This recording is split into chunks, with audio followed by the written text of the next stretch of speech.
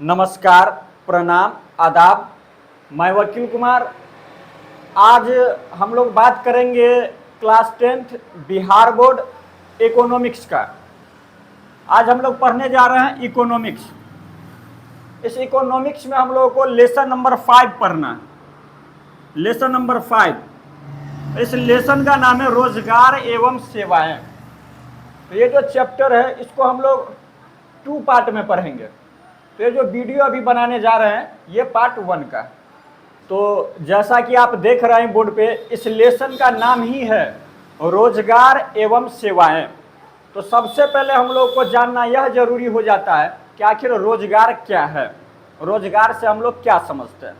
तो पहला क्वेश्चन आप यहाँ पे देख सकते हैं, रोजगार क्या है। तो समझिए बाबू कि रोजगार होता क्या है। जब कभी कोई काम हम करते हैं और उस काम के बदले में हमें रुपया पैसा मिलता है तो उस काम को हम लोग रोजगार कहते हैं। जैसे एग्जाम्पल में हम एक टीचर हैं, आप लोगों को पढ़ाते हैं, पढ़ाना हमारा काम है। तो पढ़ाने के बदले में आप हमें क्या देते हैं, पैसे देते हैं, इसलिए हम रोजगार में। यदि कोई किसान है, वो किसान खेतों में जाकर के काम करता है, तो जब काम करता है तो उस काम के बदले में उसे पैसे प्राप्त होते हैं, इसलिए उसे रोजगार में कहा जाएगा। किस में कहा जाएगा, रोजगार में कहा जाएगा। तो रोजगार का सिंपल सा अर्थ होता है कि यदि कोई इंसान, यदि कोई बंदा कोई काम कर रहा है और उस काम के बदले में उसे पैसे मिल रहे हैं, इसका मतलब ये हुआ कि वह लड़का रोजगार, वह इंसान रोजगार में। दूसरा क्वेश्चन आप यहां पर देख सकते हैं, बेरोजगार। कि बेरोजगार से आप क्या समझते हैं।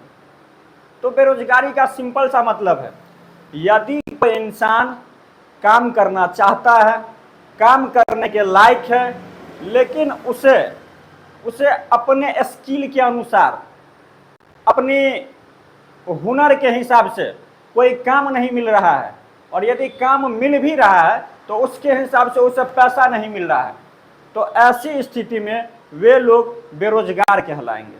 क्या कहलाएंगे, बेरोजगार कहलाएंगे। एग्जाम में यदि आपसे क्वेश्चन पूछा जाए कि बताइए बेरोजगार से आप क्या समझते हैं, तो हम लोग बोलेंगे कि बेरोजगार एक ऐसी स्थिति है जिसमें लोग काम तो करना चाहता है लेकिन उसे उचित कीमत पर, उचित दाम पर काम नहीं मिल पाता है उसके इच्छा के अनुसार, तो ऐसे लोगों को बेरोजगार कहा जाता है।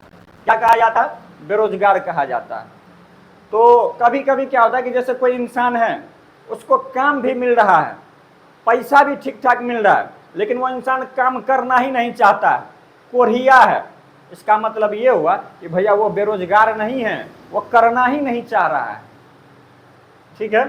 तो जैसे यहाँ पर आप देख सकते हैं, ये बेचारा माथा पर हाथ रख के झक मार रहा है। तो झक मार रहा है, इसका मतलब ये हुआ इस इंसान के पास अपने इच्छा के मुताबिक, अपने हुनर के मुताबिक काम नहीं है, इसलिए यह इंसान बेरोजगार है। क्या है भैया, बेरोजगार है। यहाँ पर आप देख सकते हैं, ये सभी लोग अपने अपने काम कर रहे हैं, अपने अपने काम पर है, ये सभी मुस्कुरा रहे हैं। इसका मतलब ये जो है रोजगार में। किसमें है, रोजगार में। और रोजगार तभी ज़्यादा से ज़्यादा बढ़ेगा जब हमारे देश में, हमारे राज्य में जो फैक्ट्री है उसकी संख्या दिन पर दिन बढ़ती रहे। तो ये आप फैक्ट्री यहाँ पर देख सकते हैं। अब आप बोलिएगा कि सर ये कार्यशील जनसंख्या क्या होता है। तो वह जनसंख्या जो रुपया पैसा कमाने के लिए किसी न किसी काम में लगे हुए हैं, ऐसे जनसंख्या को, ऐसे लोगों को कार्यशील जनसंख्या कहा जाता है। क्या कहा जाता है, कार्यशील जनसंख्या कहा जाता है। इसको इंग्लिश में हम लोग वर्किंग पॉपुलेशन कहते हैं। याद रखिएगा, एक बार फिर से बता रहे हैं, कार्यशील जनसंख्या से आप क्या समझते हैं। तो हमारे देश के वह जनसंख्या, वह लोग जो किसी न किसी कार्य में लगे हुए हैं और वहाँ से रुपया पैसा कमा रहे हैं और अपने घर को चला रहे हैं, तो ऐसे जनसंख्या को कार्यशील जनसंख्या कहा जाता है। कौन जनसंख्या कहा जाता है, कार्यशील जनसंख्या कहा जाता है। अब यहाँ पर देखिए, जैसे एग्जाम्पल में कोई इंसान अपनी जिंदगी को चलाने के लिए कृषि में लगे होंगे, खेती बाड़ी वाला काम कर रहे होंगे, कोई इंसान उद्योग में यानी कि कोई फैक्ट्री में काम कर रहे होंगे, या बाकी कोई डॉक्टर होगा, कोई इंजीनियर होगा, ये सारा का सारा काम इंसान अपने ज़िंदगी को चलाने के लिए करते हैं, इसके बदले में उन्हें पैसा मिलता है। तो ये सभी लोग कार्यशील जनसंख्या कहलाएंगे। कौन जनसंख्या कहलाएंगे? कार्यशील जनसंख्या कहलाएंगे। अब हम लोग बात करेंगे कि कार्यशील जनसंख्या में कौन कौन से लोग नहीं आते हैं। कार्यशील जनसंख्या में कौन कौन से लोग नहीं आते हैं? तो बाबू रे, यदि कोई बच्चा है, यदि कोई बूढ़ा है, यदि कोई मानसिक रोगी है, यानी कि दिमाग उसका सही नहीं है, अच्छे से काम नहीं कर रहा है, या यदि कोई व्यक्ति विकलांग है, विकलांग मतलब उसका पाँव डैमेज हो सकता है, उसका हाथ डैमेज हो सकता है, तो ऐसे लोग जो हैं वो काम नहीं कर सकते हैं, काम करके रुपया पैसा नहीं कमा सकते हैं, इसलिए ऐसे लोगों को कार्यशील जनसंख्या में शामिल नहीं किया जाता। जैसे एग्जाम्पल में यहाँ पर देख सकते हैं, ये बुजुर्ग व्यक्ति है, ये बुजुर्ग व्यक्ति है, ये बेचारा काम करने के लायक नहीं है, काम करके रुपया पैसा नहीं कमा सकते हैं, इसलिए ये कार्यशील जनसंख्या में नहीं आएंगे। यहाँ पर देखिए, ये सारा का सारा बच्चा है, ये बच्चा काम करके रुपया पैसा नहीं कमा सकते हैं, इसलिए ये कार्यशील जनसंख्या में नहीं आएंगे। यहाँ पर देखिए, वो पगला गया है, पता नहीं काहे पगला गया है। बताइए, कोई काम करके रुपया पैसा कमा सकता है? नहीं कमा सकता है, इसलिए ये भी कार्यशील जनसंख्या में नहीं आएंगे। दूसरी बात कि हमारे देश के अंदर में जो है ना, वो कार्यशील जनसंख्या का अभाव है।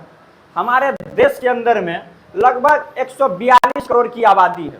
इस आबादी में बच्चों की संख्या और बूढ़ों की संख्या अधिक है, इसलिए हमारे देश में कार्यशील जनसंख्या की कमी है, नौजवानों की कमी है, जो काम करके रुपया पैसा कमा सके और अपने देश को आगे बढ़ा सके।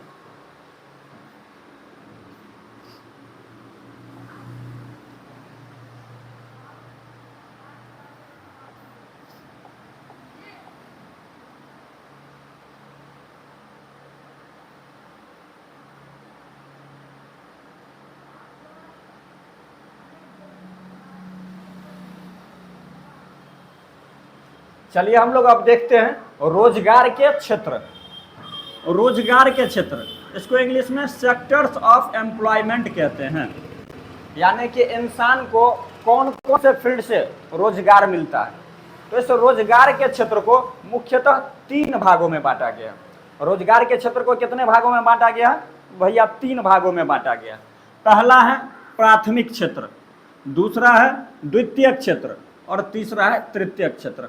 आपको एग्जाम में ये क्वेश्चन आएगा कि बताइए रोजगार के मुख्यतः कितने क्षेत्र हैं? तो भैया रोजगार के मुख्यतः 3 क्षेत्र। कितने क्षेत्र? 3 क्षेत्र। पहला प्राथमिक क्षेत्र, दूसरा द्वितीयक क्षेत्र और तीसरा तृतीयक क्षेत्र। अब जरा हम लोग समझते हैं कि आखिर प्राथमिक क्षेत्र किसे कहते हैं। प्राथमिक क्षेत्र किसे कहते हैं? तो इस प्राथमिक क्षेत्र को इसे कृषि क्षेत्र के नाम से भी जाना जाता है। प्राथमिक क्षेत्र को कृषि क्षेत्र के नाम से भी जाना जाता है, क्योंकि इसमें खेती बाड़ी से संबंधित काम अधिक मात्रा में है। खेती बाड़ी वाला काम ही इसमें शामिल है, इसलिए खेती बाड़ी वाले जो भी काम होंगे, कृषि से संबंधित जो भी काम होंगे, उन्हें प्राथमिक क्षेत्र में गिना जाता है। कौन क्षेत्र में गिना जाता है? प्राथमिक क्षेत्र में। जैसे एग्जाम्पल में कृषि, खेती बाड़ी यदि कोई इंसान कर रहा हो, पशुपालन, कोई जानवर को पाल रहा हो, गाय को पाल रहा हो, भैंस को पाल रहा हो, या मछली पालन कर रहा हो, यदि कोई इंसान वानिकी, पेड़ पौधा लगा रहा हो, जैसे सागवान का पेड़ पूरे 10 बीघा में लगा दिया, गार्डनिंग बगीचा लगा दिया, तो ये वानिकी में आता है। तीसरा, चौथा खनन। खनन का मतलब क्या होता है? जमीन को खोद के, आप जमीन के अंदर से जब कोयला निकालते हैं, पेट्रोलियम निकालते हैं, तो ये सारे के सारे खनन में आते हैं। किस में आते हैं? खनन में। तो देखिए यहाँ पे प्राथमिक क्षेत्र लिखा हुआ है। हम लोग बोलेंगे प्राथमिक क्षेत्र को कृषि क्षेत्र कहा जाता है। जमीन से संबंधित, जमीन से यदि कोई भी चीज हम लोग प्राप्त करते हैं और उस काम में लगे हुए हैं, इसका मतलब यह हुआ कि आप प्राथमिक क्षेत्र से जुड़े हुए हैं। कौन क्षेत्र से जुड़े हुए हैं? प्राथमिक क्षेत्र से। सपोज दैट मेरे दादाजी किसान हैं, तो भैया किसान क्या करता है? खेती बाड़ी करता है। खेती बाड़ी कहाँ करता है? तो जमीन पे करता है, इसलिए हमारे दादाजी प्राथमिक क्षेत्र में होंगे। कौन क्षेत्र में होंगे? प्राथमिक क्षेत्र में होंगे। जैसे यहाँ पर आप देख सकते हैं भैया, ये लड़का है, पढ़ाई लिखाई नहीं किया, तो जमीन को खोद खोद के कोयला निकाल रहा है। तो जमीन से संबंधित काम कर रहा है, जमीन से कोयला निकाल रहा है। इसलिए ये लड़का प्राथमिक क्षेत्र में काम कर रहा है। कौन क्षेत्र में काम कर रहा है? प्राथमिक क्षेत्र में काम कर रहा है। ये देखिए भैया, दोनों आदमी मिल करके, है ना, गाय का पालन कर रहा है। तो गाय का जब पालन कर रहा है तो भैया गाय से हमें क्या मिलेगा? दूध मिलेगा। तो ये लोग जो रोजगार में है, इसका मतलब ये हुआ कि ये दोनों प्राथमिक क्षेत्र से जुड़ा हुआ है। कौन क्षेत्र से जुड़ा हुआ है? प्राथमिक क्षेत्र से जुड़ा हुआ है। ये देखिए भैया, चाची को देखिए, ये डेनिम वाला शर्ट पहने हुआ है नहीं। तो बताइए, जो डेनिम वाला शर्ट पहनी हुई है, ये बताइए अपना क्या कर रहा है? फसल काट रही है। तो बताइए, फसल काटना, फसल उपजाना जमीन से संबंधित काम है। इसलिए ये सारा का सारा काम कौन में कहलाएगा भैया? प्राथमिक क्षेत्र में कहलाएगा। तो बताइए, प्राथमिक क्षेत्र में पूछेगा तो बता दीजिएगा। ठीक है, अब हम लोग बात करेंगे द्वितीयक क्षेत्र के बारे में। द्वितीयक क्षेत्र, भैया इस द्वितीयक क्षेत्र को उद्योग क्षेत्र भी कहा जाता है। एग्जाम में आपको पूछेगा कि द्वितीयक क्षेत्र का दूसरा नाम क्या है? भाई द्वितीयक क्षेत्र का दूसरा नाम उद्योग क्षेत्र है।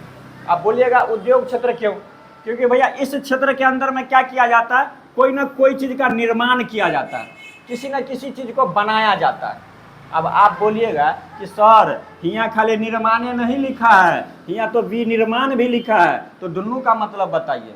तो सबसे पहले समझो कि द्वितीयक क्षेत्र को उद्योग क्षेत्र कहा जाता है। इस उद्योग क्षेत्र में या तो कोई चीज का विनिर्माण किया जाएगा या किया जाएगा। अब पहले समझिए कि ये विनिर्माण क्या होता है।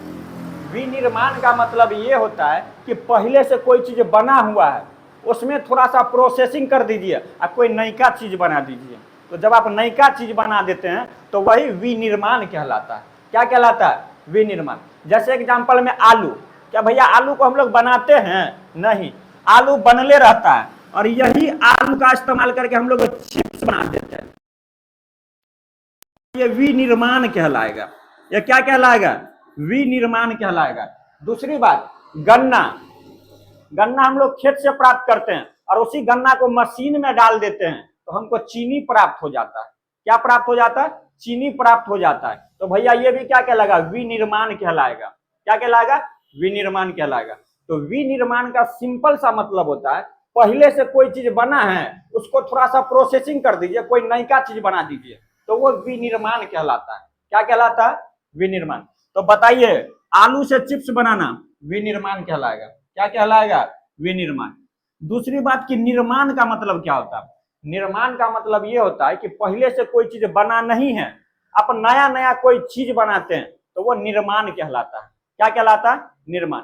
जैसे एग्जांपल में ये पंखा है, भैया इस पंखा का निर्माण किया गया है। ये डिजिटल बोर्ड आप देख रहे हैं, इस डिजिटल बोर्ड का निर्माण किया गया। निर्माण मतलब बनाया गया। आप बेंच डेस्क पे बैठते हैं, इस बेंच का निर्माण किया गया। तो इसका मतलब ये हुआ भैया द्वितीयक क्षेत्र का, इस द्वितीयक क्षेत्र को उद्योग क्षेत्र कहा जाता है और इसमें कोई ना कोई चीज का निर्माण किया जाता है, कोई ना कोई चीज बनाया जाता है। तो इसलिए इसे हम लोग द्वितीयक क्षेत्र कहते हैं। कौन क्षेत्र कहते हैं? जैसे एग्जाम्पल में बताइए, इस फैक्ट्री में कार बनाया जा रहा है, तो कार बनाना कौन क्षेत्र में आएगा? द्वितीयक क्षेत्र में आएगा। कार बनाना कौन क्षेत्र में आएगा? द्वितीयक क्षेत्र में। बताइए, बढ़ई जो होता है, बढ़ई क्या करता है? कुर्सी बनाता है, टेबल बनाता है, पलंग बनाता है। तो उससे पूछेंगे भैया तुम कौन क्षेत्र में काम कर रहे हो, तो बोलेगा कि भैया हमारा जो काम है वो प्राथमिक क्षेत्र का नहीं है। तो भैया कौन क्षेत्र का है? तो हमारा काम द्वितीयक क्षेत्र का है। कौन क्षेत्र का है? द्वितीयक क्षेत्र का है। कोई दिक्कत?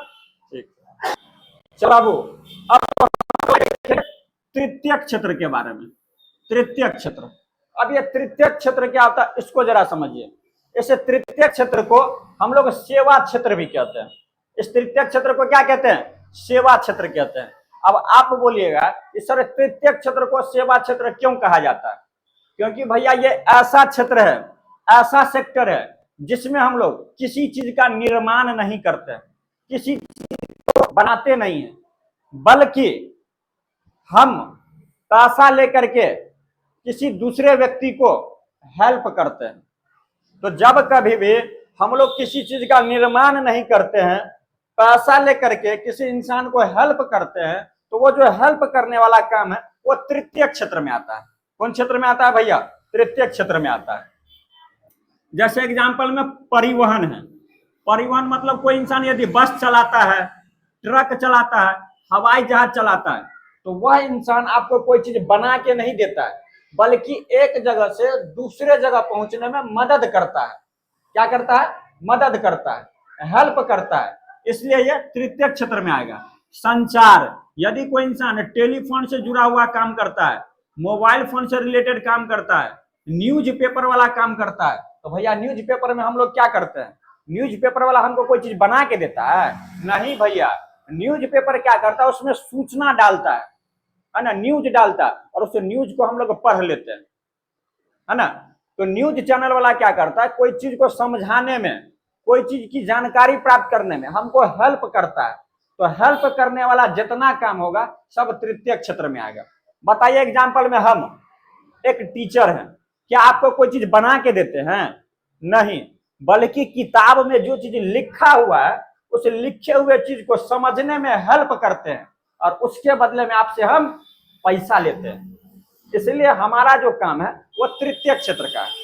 मान लेते हैं आपका भाई इंजीनियर है, आपका भाई इंजीनियर है, तो भैया इंजीनियर है, तो बताइए, मान लेते हैं उसको पुल बनाना है, तो क्या वो पुल खुद बनाता है? नहीं भैया, उस पुल का डिजाइन बनाता है कि भैया ये पुल कैसे बनेगा, उसको बनाने में हेल्प करता है।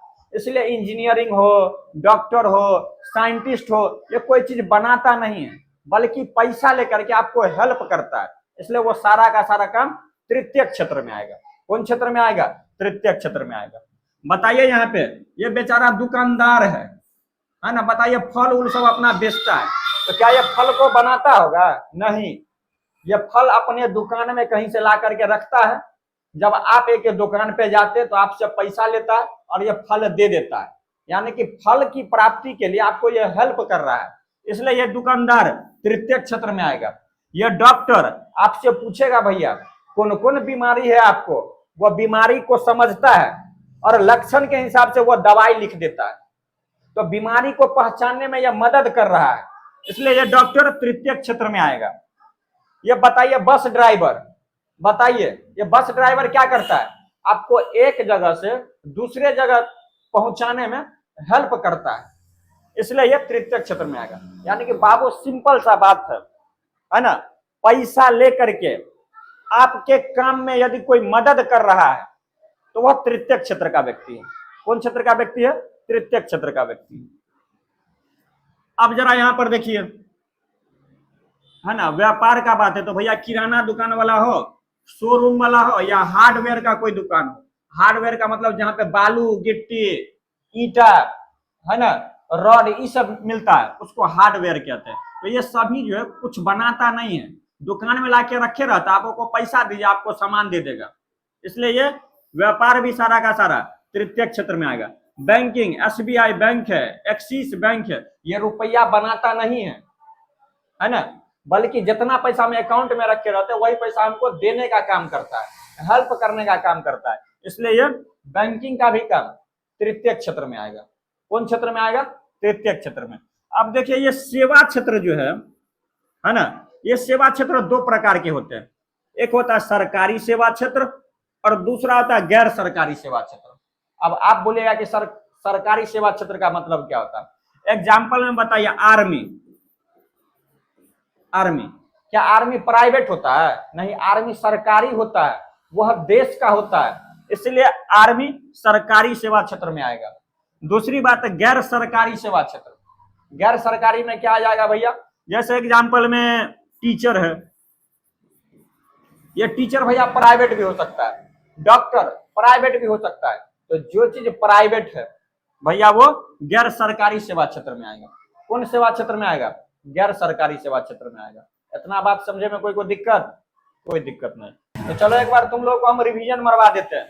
बताइए प्राथमिक क्षेत्र का दूसरा नाम क्या है? तो भैया कृषि क्षेत्र, खेती बाड़ी से संबंधित जो भी काम होगा वो प्राथमिक क्षेत्र में होगा। दूसरा है द्वितीय क्षेत्र। द्वितीय क्षेत्र को उद्योग क्षेत्र कहा जाता है। कौन क्षेत्र कहा जाता है? उद्योग क्षेत्र। यदि कोई इंसान कोई चीज बनाने का काम करता है, जैसे जूता फैक्ट्री में जूता बना रहा है, सीमेंट फैक्ट्री में सीमेंट बना रहा है, चप्पल फैक्ट्री में चप्पल बना रहा है, मोबाइल फैक्ट्री में मोबाइल बना रहा है, तो वो सारे के सारे लोग द्वितीय क्षेत्र में आएंगे। तृतीय क्षेत्र का मतलब होता है सेवा क्षेत्र। यदि कोई इंसान डॉक्टर है, यदि कोई इंसान इंजीनियर है, यदि कोई इंसान साइंटिस्ट है, यदि कोई इंसान है ना, क्या है भैया, कुछ भी है लेकिन हेल्प कर रहा है ना, कोई चीज बना नहीं रहा है, तो वो सेवा क्षेत्र में आएगा। इतना बात समझे में कोई दिक्कत? कोई दिक्कत नहीं। आगे बढ़ते हैं हम लोग। चलिए देखिए, अब ये बोर्ड पर क्या लिखा हुआ है इसको जरा समझिए। लिखा हुआ है भारत एक विकासशील देश है, यहाँ के अधिकांश लोग कृषि कार्य में लगे हुए। अब सबसे पहले तुम लोग बोलेगा कि सर भारत एक विकासशील देश है, इसे विकासशील देश का मतलब क्या होता है जरा बताइए। तो भैया अर्थव्यवस्था के आधार पर देश तीन प्रकार के हो सकते हैं। अर्थव्यवस्था के आधार पर देश तीन प्रकार के हो सकते हैं। एक होता है अविकसित देश, दूसरा होता है विकासशील देश, और तीसरा होता है विकसित देश। अविकसित देश का मतलब क्या होता है पहले समझिए। अविकसित देश उस देश को कहा जाता है जहां पर अच्छी सड़कें नहीं है, अच्छी तरीके से लोगों को पानी उपलब्ध नहीं है, भोजन उपलब्ध नहीं है, बिजली की बहुत ज्यादा कमी है, तो ऐसे देश अविकसित देश कहलाते हैं। दूसरा होता है विकासशील देश, वह देश जो धीरे धीरे तरक्की कर रहा होता है लेकिन पूरी तरीके से तरक्की नहीं किए रहता है, तो ऐसे देश को विकासशील देश कहा जाता है। भैया हमारा जो भारत है ये विकासशील देश है, ये धीरे धीरे तरक्की कर रहा है लेकिन जितना कर लेना चाहिए तरक्की, भैया उतना तरक्की नहीं किए हुआ है, इसलिए भारत एक विकासशील देश है। लेकिन भैया बात करें अमेरिका की, बात करें चाइना की, बात करें इंग्लैंड की, बात करें जापान की, तो भैया ये सारा का सारा देश विकसित देश है, डेवलप कंट्री है, क्योंकि भैया जितना विकास उनको करना चाहिए वो कर चुका है। इसलिए जापान हो, अमेरिका हो, चाइना हो, ये सारे के सारे विकसित देश है। कौन देश है? विकसित है। लेकिन भारत देश भैया विकासशील देश है। कौन देश है? विकासशील देश है। इसलिए बोलते हैं कि अच्छे से पढ़िए और अपने देश को विकासशील से विकसित की ओर लेके जाइए। तो हमारे देश के जो लोग हैं वो ज्यादातर कृषि कार्य में लगे हुए हैं। तो विकासशील देशों का लक्षण ये होता है कि भैया वहां के ज्यादातर जो लोग होते हैं वो खेती बाड़ी से संबंधित काम कर रहे होते हैं। और भैया एक चीज है, जहां के आबादी सबसे ज्यादा खेती बाड़ी में लगा हुआ है वह देश कभी विकसित नहीं हो सकता है। हमारे देश के ज्यादातर लोग खेती बाड़ी में लगा हुआ है, वहां से रुपया पैसा आता नहीं है, इसलिए हमारा देश आज भी विकासशील है। लेकिन बात करें जापान की, चाइना की, तो वहां के जितने भी लोग होते हैं उसके अत्यधिक लोग, अत्यधिक मात्रा में जनसंख्या जो वहां के होते हैं वो ज्यादातर सेवा क्षेत्र से जुड़े होते हैं। कौन क्षेत्र से जुड़े होते हैं? सेवा क्षेत्र से। तो जहां की आबादी सेवा क्षेत्र से ज्यादा जुड़ेगा, सेवा क्षेत्र में ज्यादा काम करेगा, वह देश विकसित हो जाएगा। बताइए गूगल कहाँ का? भैया अमेरिका का। यूट्यूब कहाँ का? अमेरिका का। फेसबुक कहाँ का? अमेरिका का। भैया ये सारा का सारा क्या? सेवा क्षेत्र है। जितना भी आप बड़ा बड़ा एप्लीकेशन देख लीजिए, बड़ा बड़ा ऐप देख लीजिए, वो सारा का सारा अमेरिकन कंपनी है। तो वो सेवा क्षेत्र में ज्यादा से ज्यादा जुड़े हुए हैं, इसलिए वो लोग सबसे आगे। अब देखिए यहां पर हम लोग बात करेंगे सेवा क्षेत्र का महत्व, इंपोर्टेंस ऑफ सर्विस सेक्टर। आखिर सेवा क्षेत्र का क्या महत्व है? देखिए भैया हमारे देश में जो है ना, जो ज्यादातर लोग हैं वो खेती बाड़ी से जुड़े हुए थे, कृषि से जुड़े हुए थे, लेकिन अब कृषि में भी धीरे धीरे यंत्रीकरण हो गया, यानी कि अब खेती बाड़ी भी मशीन से होने लगा है। भैया धान रोपने वाला मशीन आ गया है। पहले लोग धान रोपने के लिए 10-10 आदमी, 20-20 आदमी लगे रहते थे और एक खेत में धान रोपने में एक दिन लगा देता था। लेकिन वहीं पर अब मशीन आ गया धान रोपने वाला, वो मशीन क्या करता है, 20 आदमी का काम अकेले कर देता है और 2 घंटा में कर देता है। तो भैया जो लोग पहले खेती बाड़ी में काम कर रहा था वो कहाँ जाएगा? बेरोजगार हो गया है। अब वो काम ढूंढने के लिए इधर से उधर भटक रहा है। दूसरी बात पूंजी का अभाव। चलिए मान लेते हैं कि भैया खेती बाड़ी में अब वहां पे लोग बेरोजगार, लेकिन बिजनेस करने के लिए तो रुपया पैसा चाहिए, पूंजी चाहिए, और वो पूंजी कहां से आएगा? तो भैया बैंक को लोन देना चाहिए।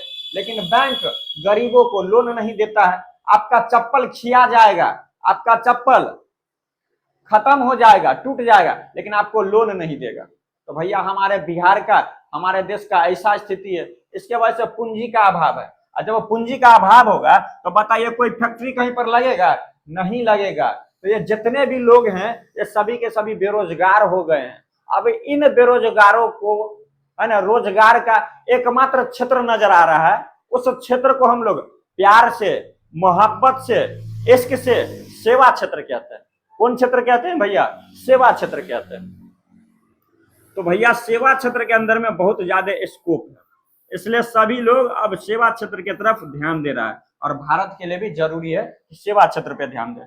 आपको कच्चा माल को फैक्ट्री में लेके जाना है, कोई मशीन है वो फैक्ट्री में लेके जाना है, तो कैसे लेके जाइएगा? कपार पे?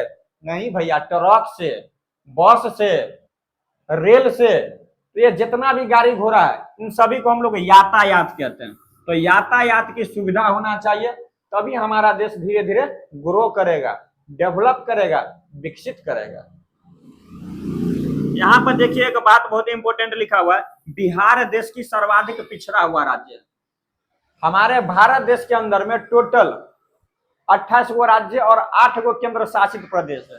इन सभी राज्य में सबसे पिछड़ा, सबसे गरीब यदि कोई राज्य है तो वो है बिहार। इसके पीछे के बहुत सारा रीजन है भैया।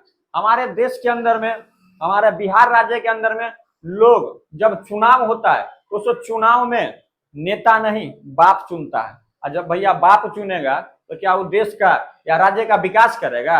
वो अपना ना विकास करेगा भैया। इसीलिए इलेक्शन आ रहा है, अपने परिवार को ढंग से समझाइए और बोलिए उन्हें कि भैया हमको नेता चुनना है, और ऐसा नेता चुनना है जो जाति पाति से, धर्म से ऊपर उठ करके हमारे देश के लिए, समाज के लिए काम कर सके। तभी जाकर के हमारा बिहार सर्वाधिक पिछड़ा से सर्वाधिक विकसित होगा। समझ में आ रहा है आप लोगों को? ठीक है, अब जरा ध्यान दीजिए बाबू, यहाँ पे क्या लिखा हुआ है? संरचनात्मक सुविधा। ये संरचनात्मक सुविधा का मतलब क्या होता है भैया? सड़कें अच्छी होनी चाहिए। किसी भी राज्य को डेवलप करने के लिए सड़कें अच्छी होनी चाहिए, बिजली होनी चाहिए, पानी होनी चाहिए। ये तीनों चीज यदि भरपूर मात्रा में मिल रहा है तो वह देश, वह राज्य अच्छे से ग्रो कर सकता है। तो ये बेसिक चीज है, सड़क हो, बिजली हो, पानी हो।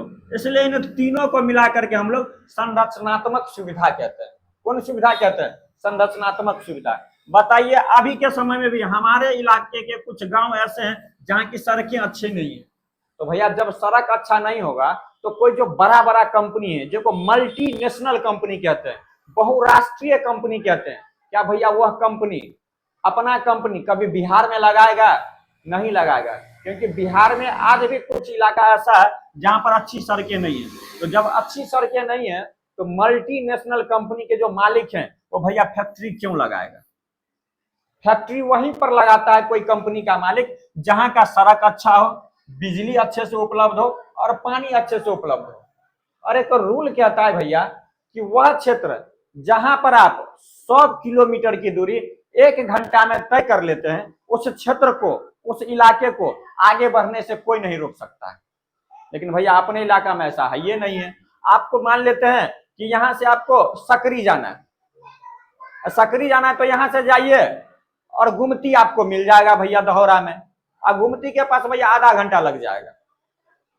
तो क्या बताइए, ऐसे में हमारा देश, हमारा राज्य ग्रो कर सकता है? नहीं ग्रो कर सकता है ना। ये जापान, चाइना, अमेरिका इतना ज्यादा डेवलप क्यों हुआ? क्योंकि भैया उस इलाका में सड़कें अच्छी हैं। क्या अच्छी है? सड़कें अच्छी हैं। तो भैया कोई भी कंपनी का जो मालिक होता है ना, वो इस इलाका में अपना कंपनी लगाता है जहां पर ये सारे के सारे चीज अवेलेबल हो। जैसे गुजरात, महाराष्ट्र, ये सब ऐसे राज्य हैं जहां पर ना तो सड़कों की कोई कमी है, बिजली की कोई कमी नहीं और ना पानी की कमी है। इसलिए उस इलाका में सारे के सारे कंपनी वाला अपना फैक्ट्री लगाना चाहता है। लेकिन हमारे बिहार में एगो कमी और है, नेता सबसे जो जब कोई कंपनी का मालिक बोलता है कि भैया हमको आपके इलाका में फैक्ट्री लगाना है, तो नेता जो बोका होता है वो क्या बोलता है पता है? देखिए आप फैक्ट्री लगाइए या कुछ लगाइए, हमारे इलाके में यदि आप फैक्ट्री लगाएंगे तो आपको 100 करोड़ रुपया देना पड़ेगा। अब बताइए भैया, अभी वो कुछ कमाया नहीं, अभी वो फैक्ट्री लगाया नहीं, अन्यथा बोल रहा है कि भैया हमको 100 करोड़ रुपया दीजिए। क्या बताइए कोई कंपनी का मालिक उस इलाका में फैक्ट्री लगाएगा? नहीं लगाएगा। दूसरी बात, हमारे बिहार के अंदर में गुंडागर्दी भी बहुत ज्यादा है। यदि कोई इंसान ग्रो कर रहा है, पैसा कमा रहा है, उसको किडनैप कर लेगा। इसलिए आप गाना भी सुने होइएगा, वो गाना है कि आइए ना हमारा बिहार में, ठोक देंगे कट्टा कपार में। बताइए कोई बिजनेसमैन इस तरीके का गाना सुनेगा? क्या बताइए वो बिहार में बिजनेस करने के लिए आएगा? नहीं आएगा। तो भैया बिहार का जो कंडीशन आज के समय में है, वो हमारी करनी के वजह से, हमारे कर्म के वजह से। तो इन सब चीजों पे हमें ध्यान देना पड़ेगा, तभी हमारा राज्य आगे बढ़ेगा। हो गया? तो उम्मीद करते हैं कि आप लोग को जो हम पढ़ाएं आज वो समझ में आया होगा। लेकिन ये चैप्टर थोड़ा सा बड़ा है, इसलिए इसमें हमने पार्ट 1 में जो पढ़ाया है, इसमें कुछ बात और भी बाकी है। तो इसके लिए हम बहुत जल्द कल आपके लिए पार्ट 2 लेकर के आ रहे हैं। तब तक आप लोग ढंग से पढ़ते रहिए। क्लास 10th के एग्जाम के लिए भी बहुत कम समय बचा है, मेहनत करिए। यह त्योहार वगैरह सब आते रहेंगे जाते रहेंगे, लेकिन आपका जो समय है वो यदि चल गया तो भैया दोबारा नहीं आएगा। इसलिए ढंग से पढ़िए और त्योहार को सेलिब्रेट कीजिए। हैप्पी दिवाली। धन्यवाद।